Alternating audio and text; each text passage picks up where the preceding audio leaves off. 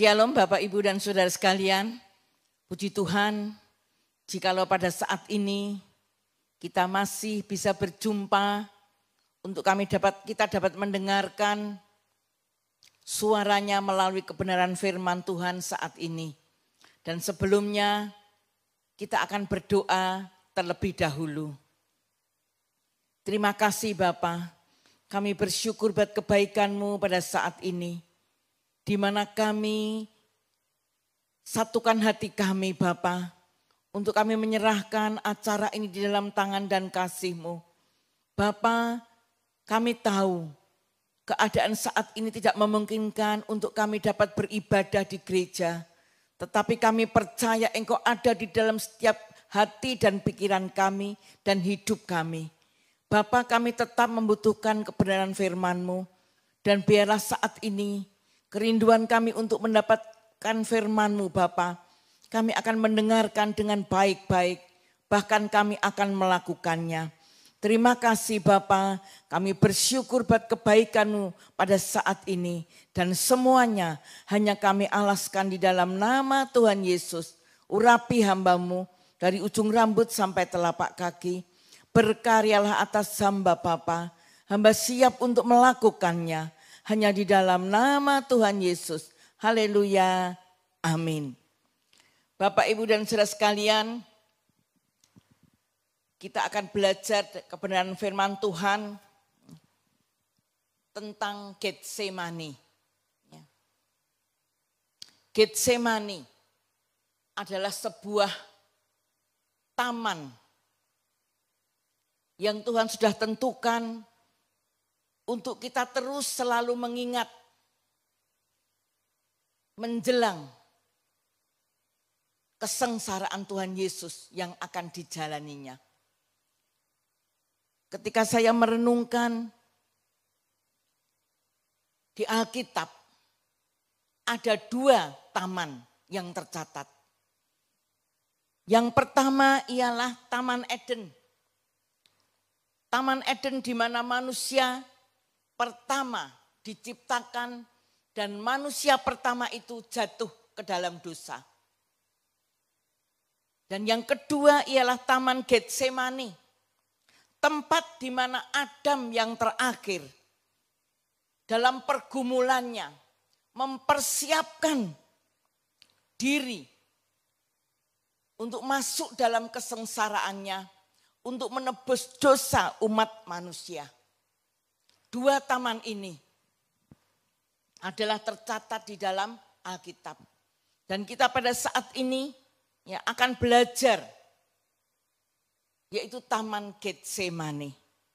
Mengapa Getsemani?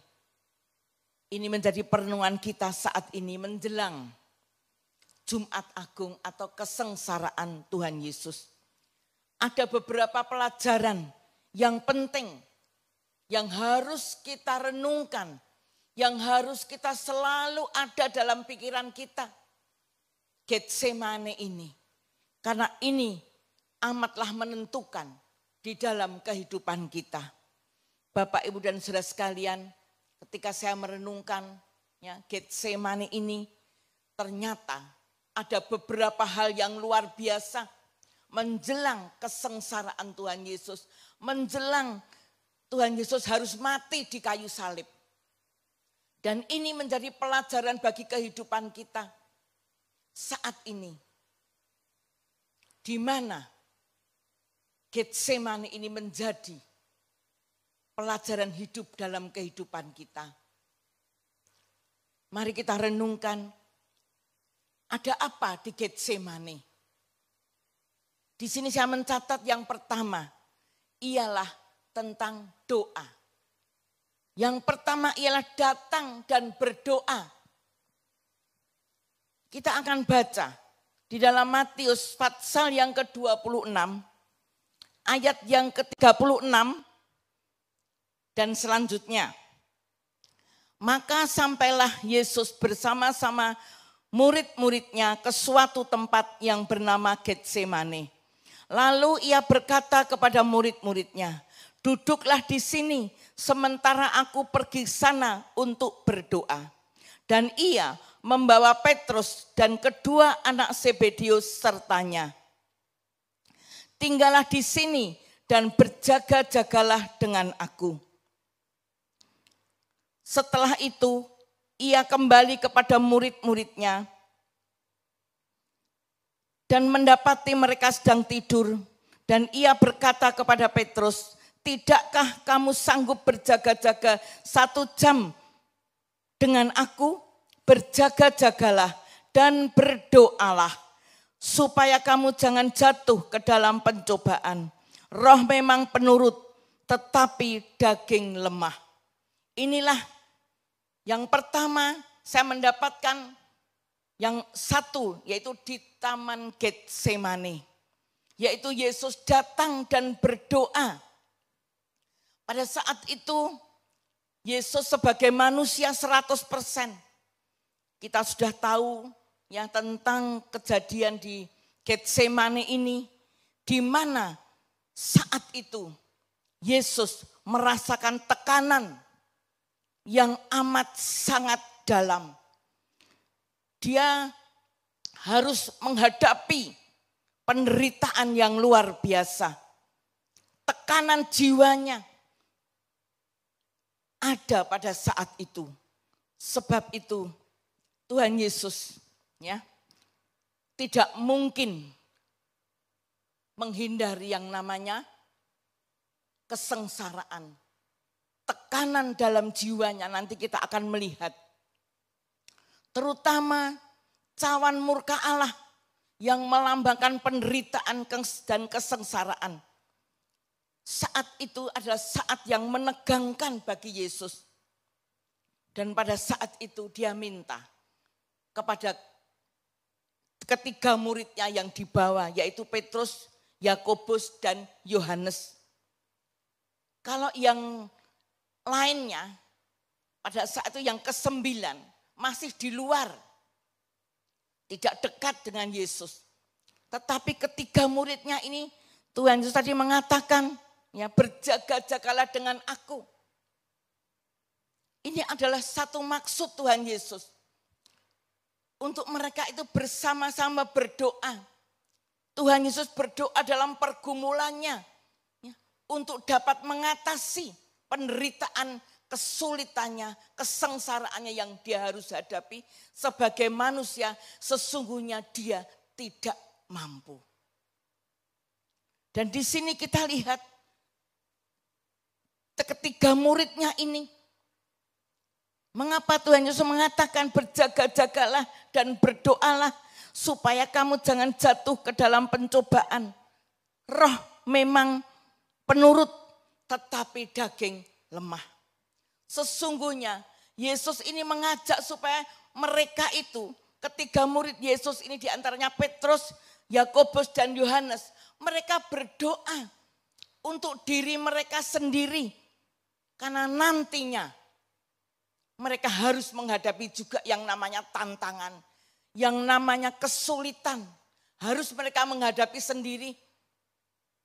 Karena nanti ketika Yesus ditangkap, mereka sesungguhnya ya mulai mereka itu gelisah. Mulai mereka itu merasakan ketakutan. Dan pada akhirnya mereka tidak kuat. Dan meninggalkan Yesus. Yesus tahu pada saat itu nanti kejadian apa yang akan terjadi. Maka Yesus mengajak mereka untuk berdoa. Coba kita lihat di dalam Matius pasal yang ke-26 ayat yang ke-56 ini. Akan tetapi semuanya ini terjadi supaya genap yang ada tertulis dalam kitab nabi-nabi. Lalu semua murid itu meninggalkan dia dan melarikan diri. Ternyata benar. Sesungguhnya Yesus walaupun dia saat itu mendapatkan tekanan jiwa yang amat sangat berat. Tapi dia masih memperhatikan muridnya, ketiga murid ini. Disuruh apa? Berdoa agar mereka kuat menghadapi semua tantangan nanti ketika Yesus meninggalkan mereka. Kan harus menghadapi banyak masalah yang harus dihadapi. Ya, tantangan yang harus dia hadapi sampai mati di kayu salib. Yesus sudah mempersiapkan mereka supaya berdoa. Minta kekuatan kepada Bapa. Supaya nanti mereka itu tidak akan gelisah. Mereka kuat untuk menghadapinya. Itu maksud Yesus. Tetapi apa yang terjadi? Justru ketika Yesus bergumul berdoa. Ketiga-tiganya ini semuanya tidur. Mereka lebih berat dagingnya daripada rohnya untuk datang kepada Tuhan. Maka sungguh sudah dinyatakan di dalam Matius 26 ayat yang ke-56 ini. Mereka semua meninggalkan Yesus, meninggalkan dia.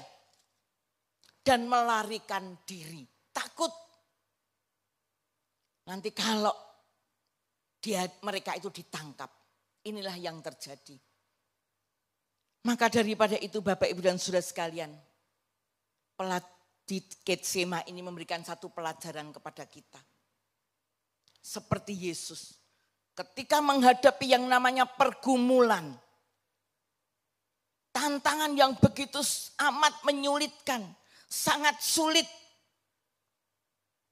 Apa yang Yesus lakukan?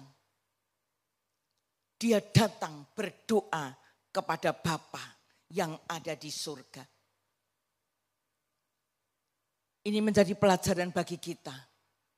Bapak, Ibu, dan Saudara sekalian, saat ini ya, mungkin kesulitan kita, tantangan kita beda dengan Yesus pada saat itu.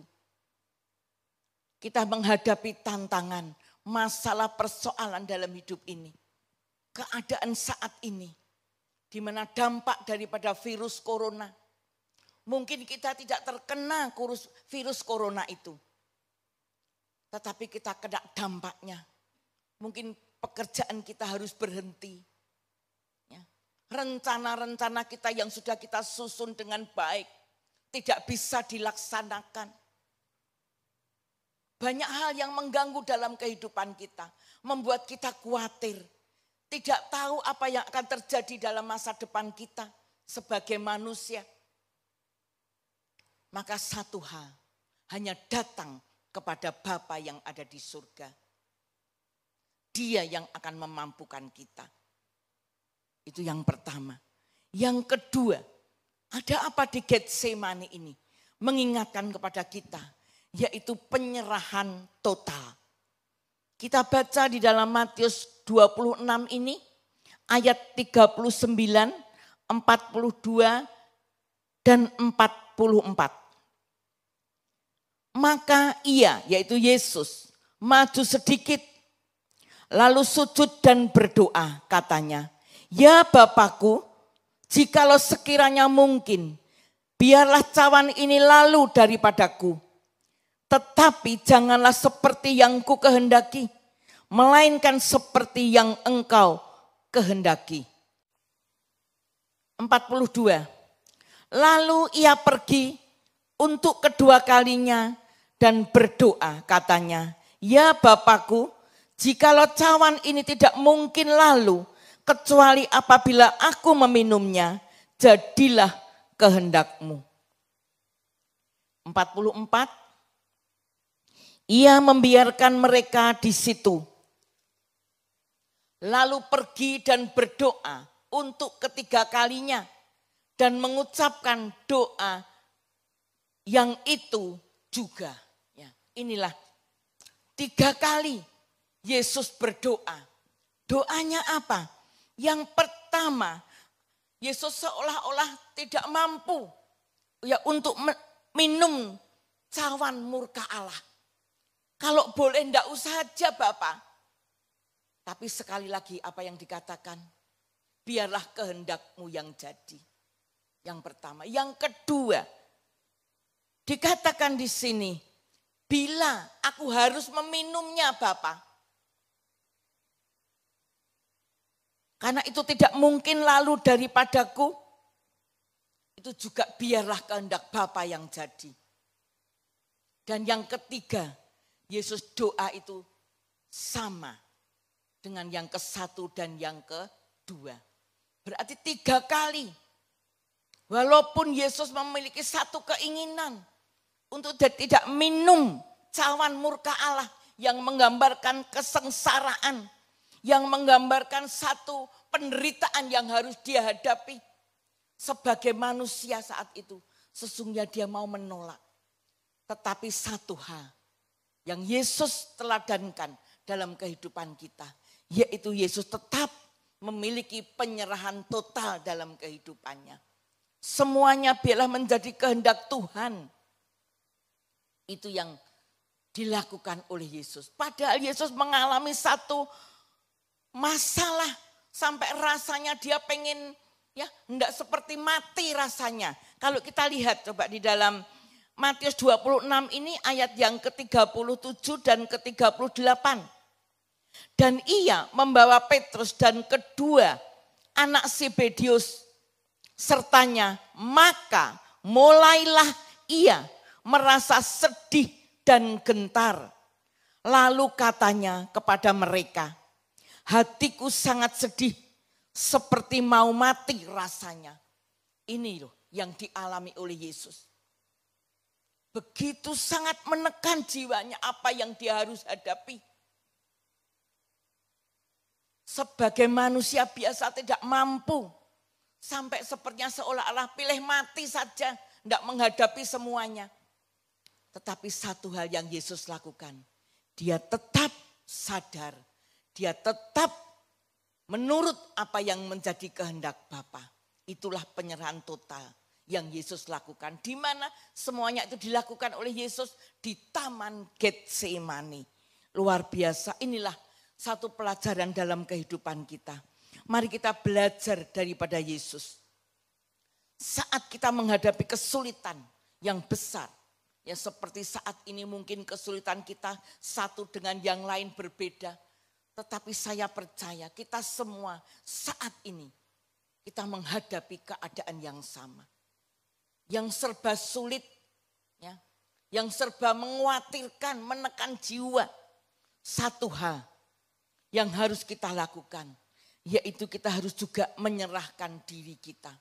Kita harus memiliki penyerahan total kepada Allah di dalam kehidupan kita. Itu yang harus kita lakukan di dalam kehidupan kita. Memang sulit ya untuk melakukan penyerahan total, untuk menyerahkan segala kehendak kita kepada Bapa itu sulit. Sebab manusia punya kehendak. Saat ini ketika kita menghadapi masalah, tantangan persoalan yang tidak ada henti-hentinya, sudah berapa minggu kita menghadapi keadaan seperti ini. Sepertinya tidak betah. Ya, sepertinya jalan ini jalan buntu. Tetapi satu hal yang harus kita ingat. Kita harus sadar. Kita harus menyerahkan semuanya ini kepada Bapa. Biarlah kehendak Bapa yang jadi. Dan saya yakin kehendak Bapa adalah kehendak yang terbaik di dalam kehidupan kita. Dia tidak mungkin meninggalkan anak-anak yang sungguh-sungguh berharap kepadanya. Mari kita tetap berharap kepada Tuhan. Mari kita tetap hanya fokus kepada Tuhan. Menyerahkan apa yang sudah kita rencanakan. Yang walaupun saat ini tidak mungkin dapat kita jalani. Mari kita tetap berserah hanya kepada Tuhan. Karena Tuhan akan memimpin jalan hidup kita. Dia akan memampukan di dalam kehidupan kita. Dia akan memberi kekuatan kepada kita. Itu yang kedua. Dan yang ketiga, ada apa di Getsemani ini? Yang ketiga ialah satu hal yang luar biasa, yaitu kemenangan atas pergumulan. Apa yang dilakukan oleh Yesus ini sungguh-sungguh menjadi contoh dalam kehidupan kita, Bapak, Ibu, dan saudara sekalian. Yesus ya mengalami satu pergumulan, tapi dia menang atas pergumulan itu. Buktinya apa? Kita lihat di dalam Matius 26 ayat 45 dan 46. Sesudah itu ia datang kepada murid-muridnya dan berkata kepada mereka, tidurlah sekarang dan istirahatlah. Lihat, saatnya sudah tiba bahwa anak manusia diserahkan ke tangan orang-orang berdosa. Bangunlah, marilah kita pergi.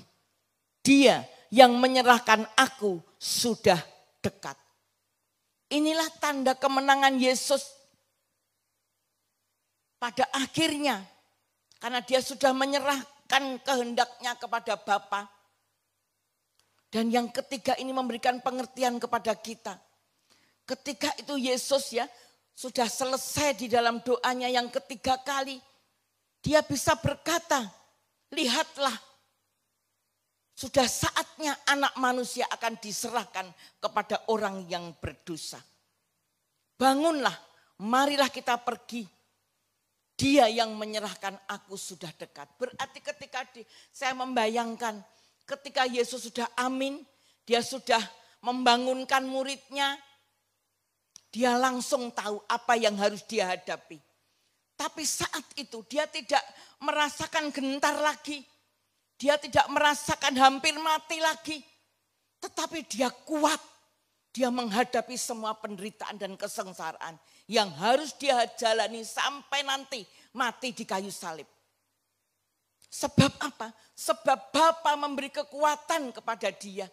Kalau di dalam Lukas 22 ayat 43 dan 44 sangat jelas.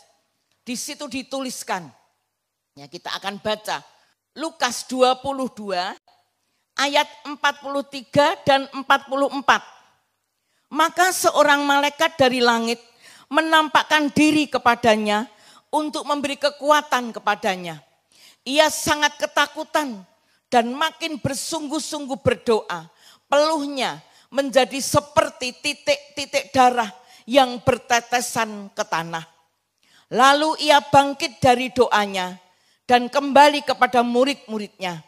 Tetapi ia mendapati mereka sedang tidur karena duka cita. Katanya kepada mereka, mengapa kamu tidur? Bangunlah dan berdoalah supaya kamu jangan jatuh ke dalam pencobaan. Ya, inilah yang dikatakan. Yesus ketiga kalinya dia berdoa. Dan pada saat itu jelas sekali di dalam Lukas 22 ayat 43 dan 44 ini. Yesus ketika sangat gentar, dia berdoa sungguh-sungguh menyerahkan hidupnya total kepada Bapa. Bapa menyuruh malaikatnya untuk memberi kekuatan kepada Yesus pada saat itu. Sehingga Yesus mampu menjalani. Dia langsung ya ketika doanya sudah selesai, dia sanggup menghadapi tantangan. Masalah yang harus dihadapi, kesengsaraan, penderitaan yang harus dia hadapi. Dia lakukan dengan sungguh-sungguh, luar biasa. Bapak, Ibu, dan saudara sekalian, inilah 3 hal yang terjadi di Getsemani. Di mana saat ini, ya, beberapa hari lagi, tanggal 10 nanti, kita akan memperingati kesengsaraan Tuhan Yesus, Jumat Agung. Saat ini kita diingatkan oleh Getsemani, di mana Yesus sebelum menghadapi ya imam-imam besar, Pontius Pilatus yang akan menghakimi, orang banyak yang akan menyalahkan dia. Dia seorang diri menghadapi semuanya itu. Betapa penderitaannya amat sangat. Tetapi sebelumnya Yesus sudah mempersiapkan dirinya untuk menghadapi semua kesengsaraan itu, penderitaan itu. Diawali di mana? Di Getsemani. Melalui doanya, melalui penyerahan total kepada Bapa. Dan pada akhirnya dia menang. Menang, dia dapat menghadapi semuanya. Sampai nanti mati di kayu salib. Dan Yesus menyerahkan nyawanya. Selesailah sudah. Bapak, Ibu, dan saudara sekalian, mari kita renungkan saat ini. Mari saat-saat ini menjelang Jumat Agung. Menjelang kesengsaraan yang Yesus harus lakukan. Kita diingatkan Getsemani ini. Taman Getsemani. Taman yang membuat kita selalu ingat. Bagaimana Yesus mempersiapkan perjalanannya sampai mati di kayu salib. Semua hanya ke apa? untuk kita semua. Supaya dosa kita diampuni. Supaya kita hidup di dalam kebenaran firman Tuhan. Sehingga kita bisa bersama-sama dengan Tuhan. Bapak, Ibu, dan saudara sekalian, biarlah saat ini, mari saya memberikan satu kesimpulan. Doa di Getsemani ini adalah doa pergumulan yang amat sangat berat. Agar kehendak kita sesuai dengan kehendak Allah dalam mengalahkan diri sendiri. Sehingga kita dapat menurut kehendak Allah di dalam kehidupan kita. Amin. Kita akan mendengarkan sebuah pujian.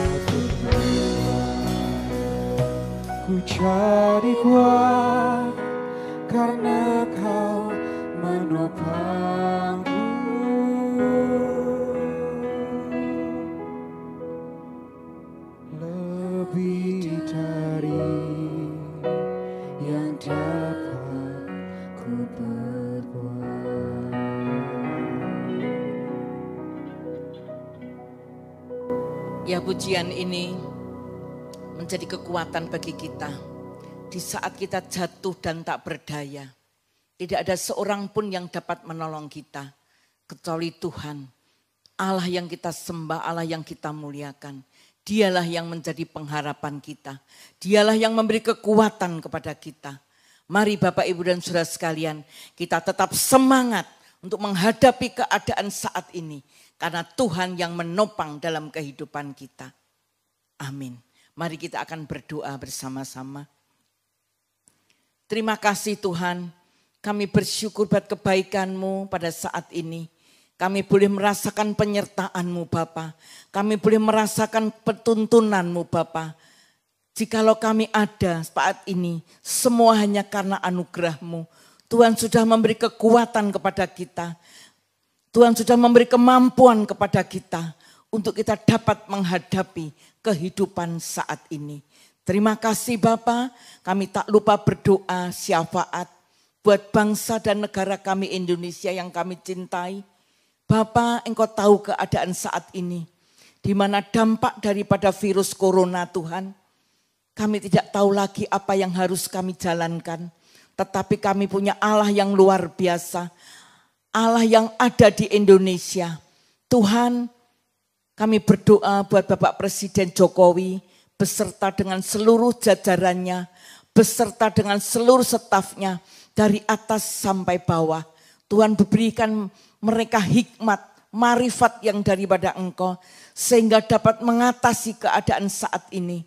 Khususnya buat virus corona, juga buat ekonomi Indonesia. Kami yakin dan percaya Tuhan pasti pulihkan. Beri mereka kuasa, hikmat yang daripada Allah. Sehingga Indonesia Tuhan pulihkan. Indonesia kembali keadaan sebaik seperti semula. Terima kasih Bapak, kami juga tak lupa berdoa buat para medis, dokter-dokter, perawat-perawat, suster-suster semuanya. Bahkan juga obat-obat semuanya yang menjadi sarana kesembuhan. Tuhan, kiranya Engkau memberkati mereka semua.